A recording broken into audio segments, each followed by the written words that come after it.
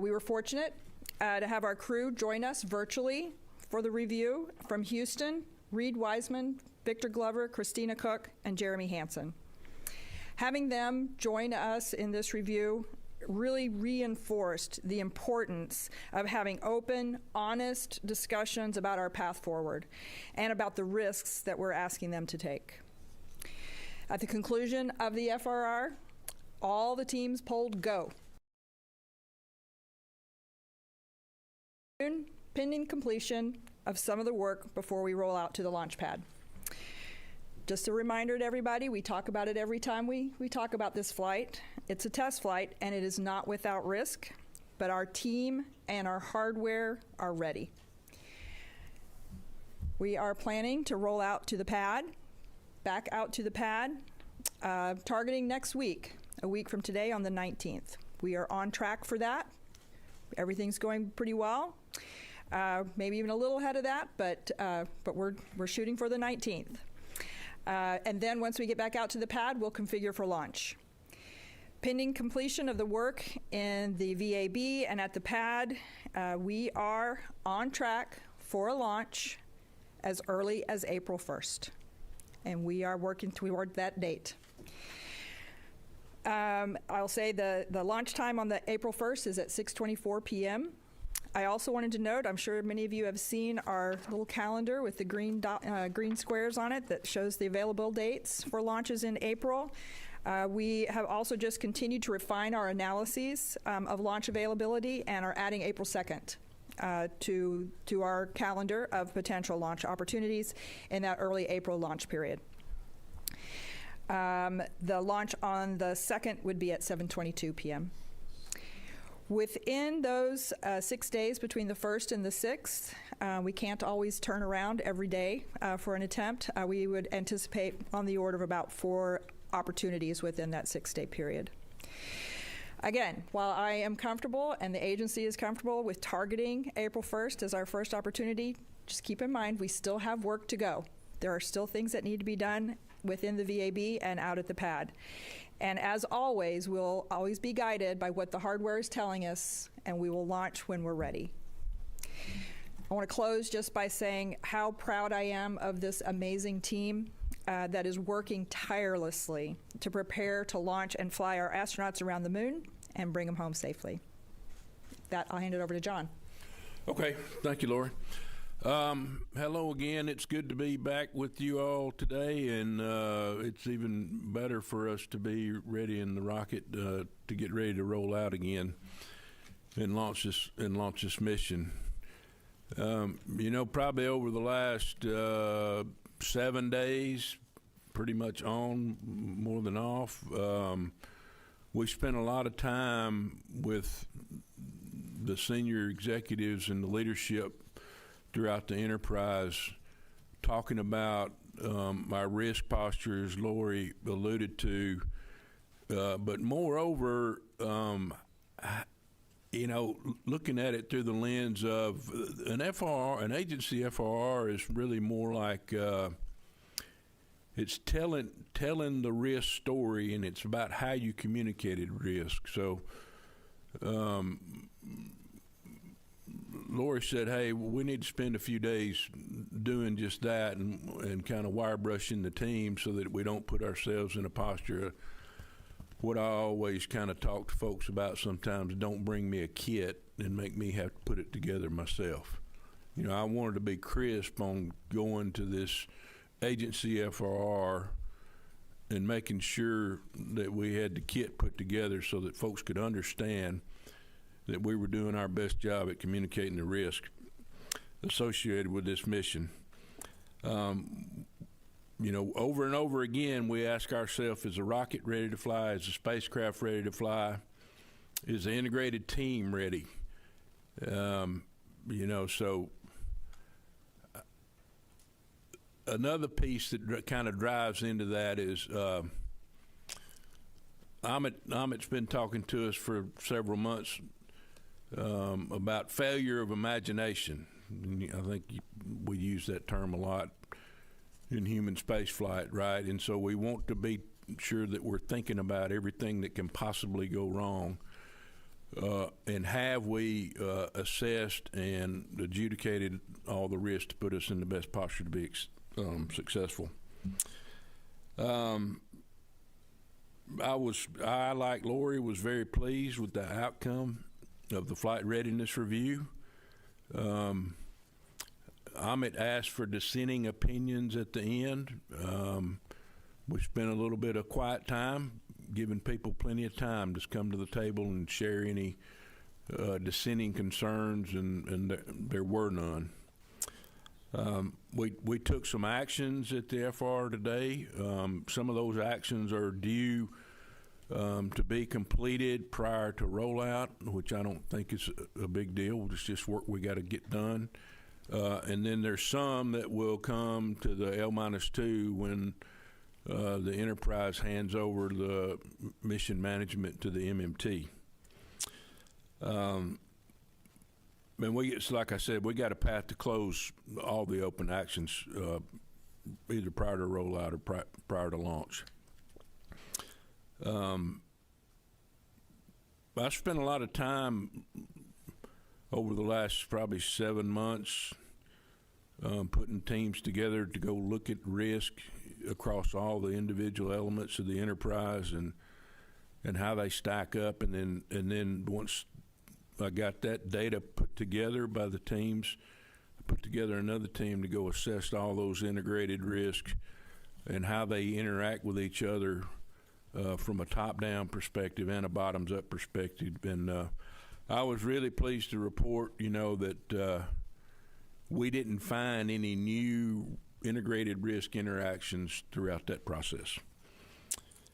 So just in closing, I'll say that, this is the first flight, like I've always said, of humans in over 50 years and to the moon, and that's certainly exciting. And I've always cautioned the team, and we won't do it, and we're not going to celebrate this small victory that we had on getting through the FR, which was quite a big deal, but it's just a step along the way. So we're not going to celebrate till we get Reed and Victor and Christina and Jeremy safely home. Thank you. I'll turn it over to Sean. All right. Thank you very much, John. Well, first of all, it's good to see everyone here today. It's really incredible that we've set a new launch date to send our astronauts back to the moon for the first time for 50 years. Exactly 2 weeks ago, we had to roll back from the pad after a very successful wet dress rehearsal. And, it was frustrating to have the issue that we had, but, as you know, we had a problem loading helium on the upper stage. We got the vehicle back to the VAB, and we removed the suspect part. It was what we call a quick disconnect, a helium quick disconnect. And we took it to our labs, we x-rayed it, and we found a seal blocking the flow of the helium through the QD. And so at that point, we set upon a path to figure out the root cause. And so we set up some non-flight units down at our launch equipment test facility and proceeded to duplicate the conditions that we experienced when we were trying to load helium on board the upper stage, and we were able to replicate the problem. Since that time, our combined engineering teams across our ground systems and SLS teams came up with a design fix. That design fix was implemented on a test article, and we have successfully tested it, and we have qualified it for use on Artemis 2. And the modified QD is already on the upper stage. So I was very, very proud of the team and the work that they did to quickly understand the root cause and come up with a corrective action and get us back in a posture to roll back out.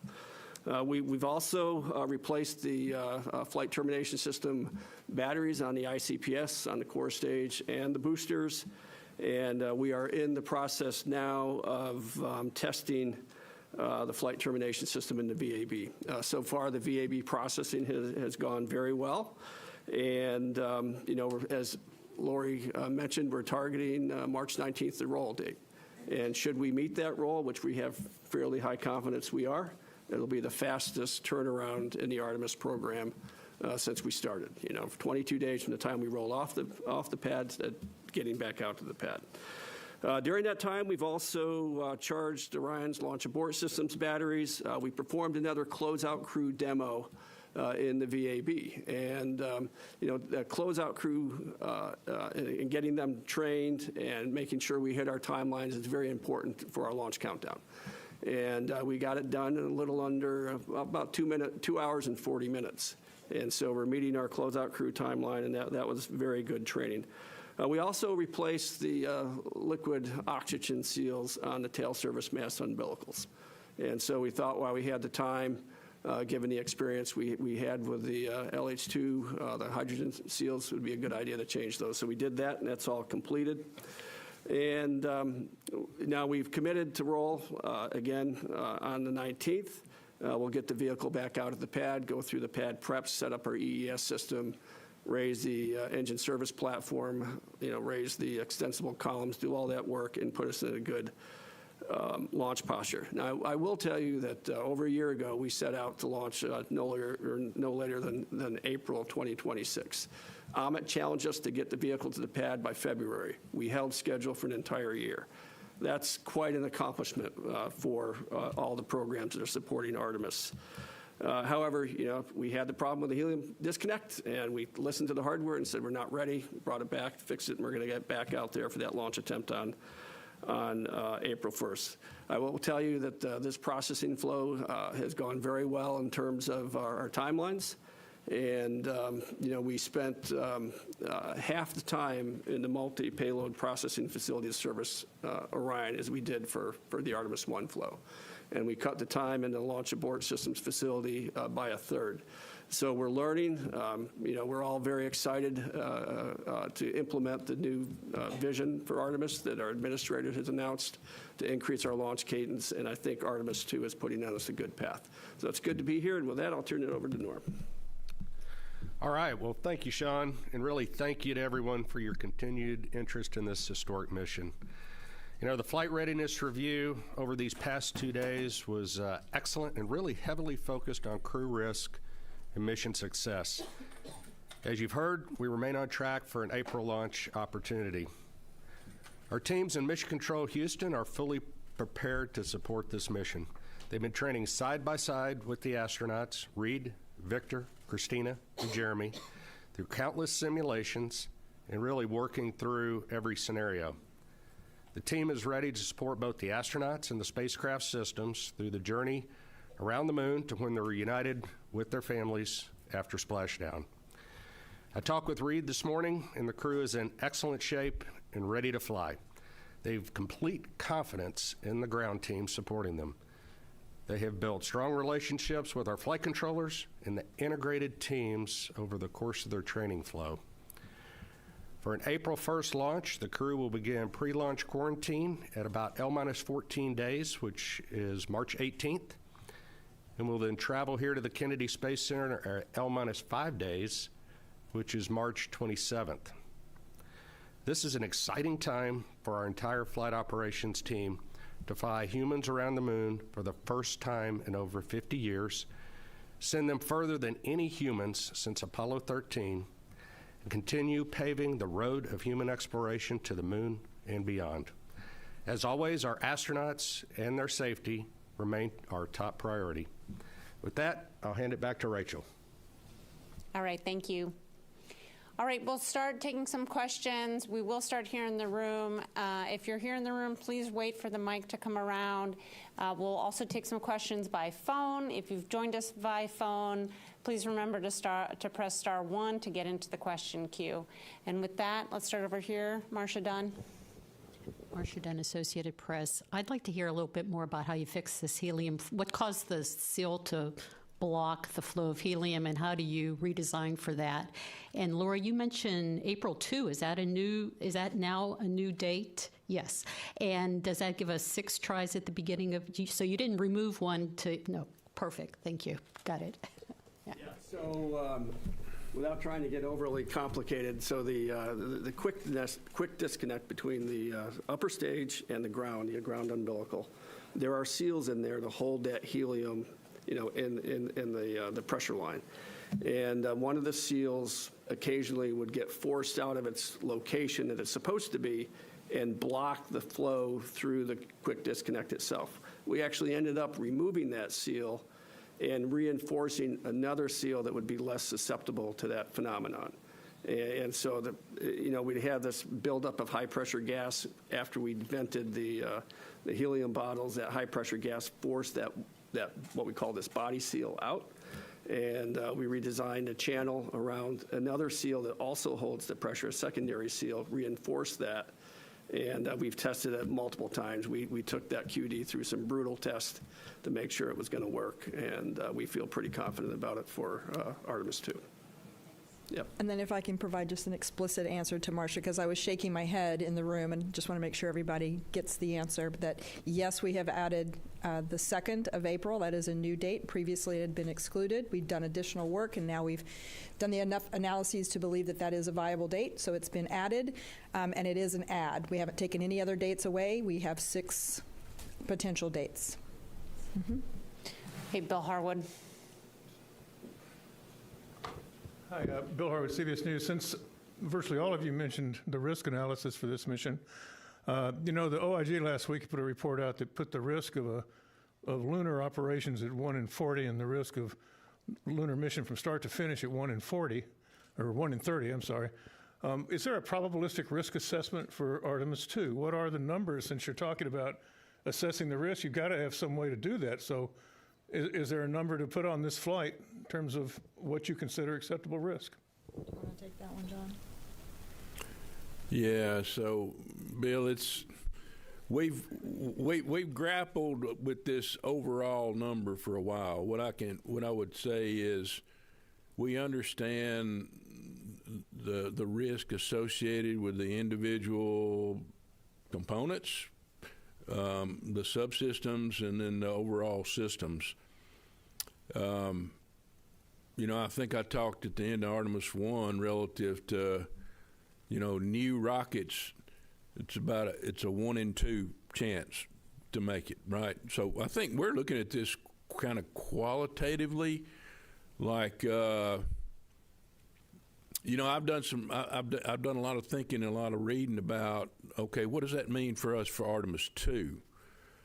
And, there's a lot of variables there, right? And it really depends on how quickly you get back into flying, right? And so, one of the variables is we've got such a gap between Artemis 1 and Artemis 2, and you don't have that cadence, kind of like we had in shuttle, where we fly sometimes 4 or 5 times a year, right? So Lori and I have talked about this a lot, and so the numbers would tell you just kind of qualitatively that, it's probably a 1 in 50 would be a good number if you were really getting after it and had a good cadence on a second or a third time. But with this gap that we got,